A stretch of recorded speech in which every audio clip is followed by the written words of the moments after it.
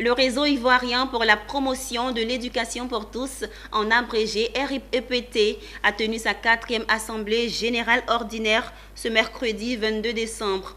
Une occasion pour la structure de faire le bilan de ses activités lors du mandat 2017-2020 ainsi que le renouvellement de ses instances dirigeantes, parmi lesquelles le président du conseil d'administration.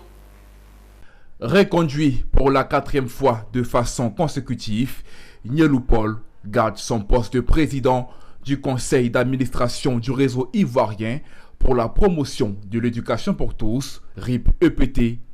L'élection s'est tenue lors de l'Assemblée générale ordinaire du RIP-EPT, une organisation engagée à œuvrer pour un système éducatif ivoirien de qualité. L'activité principale du RIP-EPT est le suivi de la politique éducative, une mission que le président de l'organisation entend accentuer lors de son nouveau mandat par le renforcement des capacités de ses membres. Je voudrais d'abord exprimer ma joie d'être réélu. Et parce que c'est important, je voudrais remercier les membres qui m'ont fait confiance en me portant la tête encore de notre organisation. La première activité que nous allons attaquer, c'est le renforcement des capacités des membres de notre organisation. Dans un premier temps, parce qu'il faut qu'ils soient outillés pour influencer les politiques éducatives. Ensuite, nous allons étendre ces renforcements des capacités aux différents organes.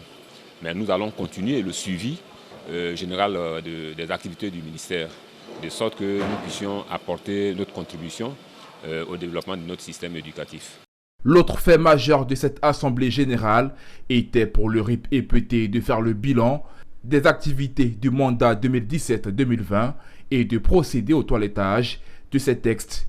Dans sa mission de militant pour la relance d'une éducation de qualité, de nouveaux défis devront être relevés, notamment ceux liés à une éducation pour tous post-Covid-19, incluant les enfants en situation de handicap.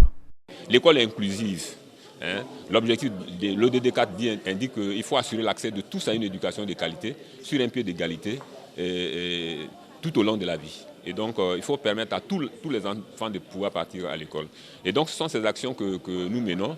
Et au niveau de nos défis aujourd'hui, concernant notre organisation, c'est de pouvoir élargir la base, parce que vous savez que l'importance d'une organisation repose sur sa valeur numérique. Donc nous voulons aller vraiment sur toutes les étendues du territoire. Convaincu que l'État et le privé ne parviendront pas seuls à trouver les remèdes nécessaires au malaise auquel est confronté le système éducatif, le réseau ivoirien pour la promotion de l'éducation pour tous, dès sa création en 2010, s'est donné pour mission de défendre et de promouvoir une éducation inclusive. Le RIP-EPT compte aujourd'hui 15 comités présents dans diverses régions de la Côte d'Ivoire.